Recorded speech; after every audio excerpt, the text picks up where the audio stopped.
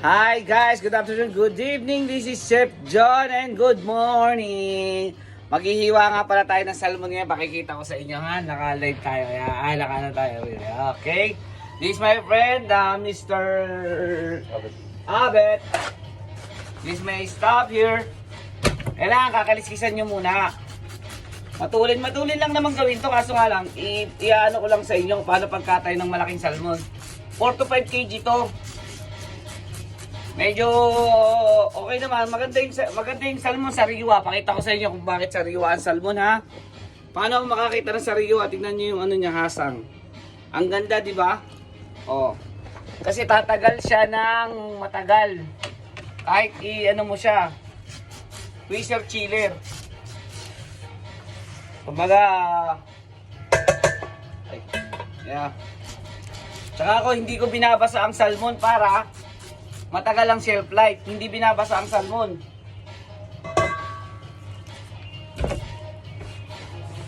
Pagka hindi naman busy ang restaurant, kailangan magaling kang dumiskarte para hindi mai-spoiled ang mga item mo. Okay?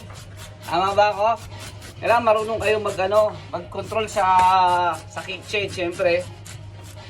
Para hindi dumami ang food cost. Tama? Kaya kailangan, kahit naman hindi masyado yung tsaka tissue ang ginagamit ko lagi. Kung may tanong kayo sa mga salmon, mga ganito, napakadali lang katayin ng salmon.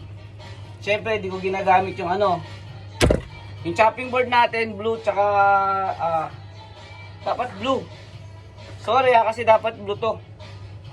Take out the yellow. I forgot. Take out the yellow. Bakit ginamit blue? Yellow, blue.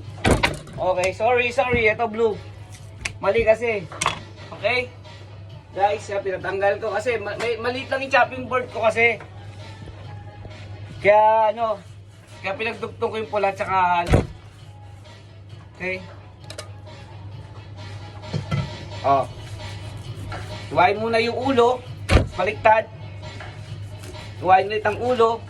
Ganun lang. Di ba? Tapos, ganun lang kadali. Pero dapat ang chopping board nyo talaga, kulay blue. Kasi ang blue sa isda. Ito ginagamit ko lang para matalas. Kailangan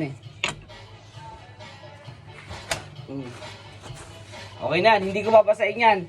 Kung babasain nyo man siya, malamig na tubig, hindi mo siya pwede basain ng hindi malamig na tubig. Okay? Look ha. Tignan nyo ha, simple lang pagkatay niyan. Ito lang, sa ilalim. Madulas kasi yung di ba? Okay, give me one Ito Tignan nyo pagkahiwa, perfect yan. Pang sashimi, pang sushi. Pwede yan. Tapos kabilaan din na kinakabila to. Ganito na lang. Kasi madulas yung Gamitin ko to sushi knife. Matalas to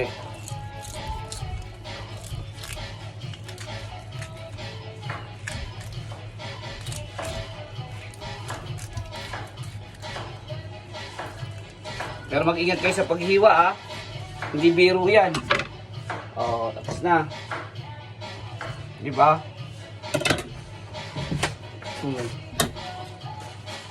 Tapos, ganun lang. Sasatiin ko na pa ganyan.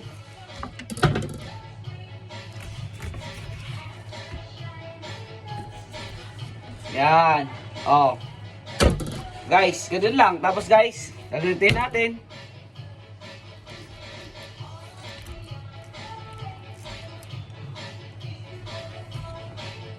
Sinisin yung mga buto, tigas Sariwang-sariwa kasi. Ba? Iba yan.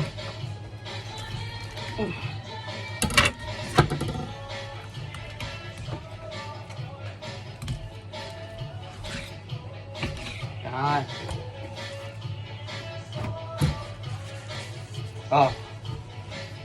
madulas dito. Kaya laging malinis.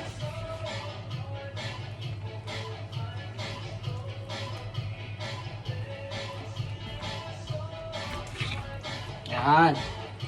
Ito, ginagamit ko naman yung mga yan sa pang-scrap. Pang-scrap. Pa-store ba dyan? Wag. Okay na to. Okay na. Pang-scrap naman to. Yan.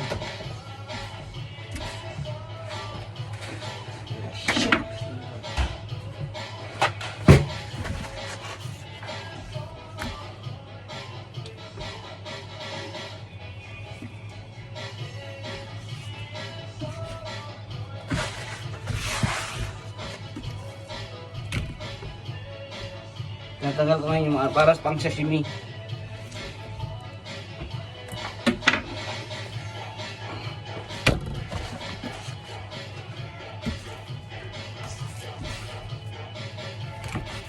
Ito pang sashimi. Pang sashimi yung gitna. Itong ano pwedeng pang sushi. Hindi naman lahat. Kaso nga lang yung gitna mas ganda pang sashimi kasi medyo malaki.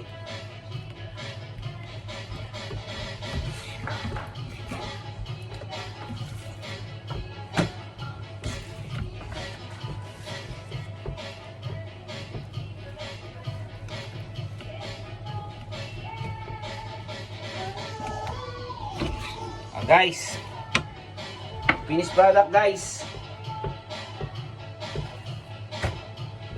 Okay. Guys, thank you guys. Sa wag niyong kakalimutan, magdasal at manalangin sa Panginoon everyday. O, yan ang finished product niya. Kinat ko na. Ibang linis. Yung scrap, yan ang ginagawa namin stop meal. Okay guys, thank you very much for watching. Don't forget to follow me on YouTube, Reels, and TikTok, and Instagram. Thank you.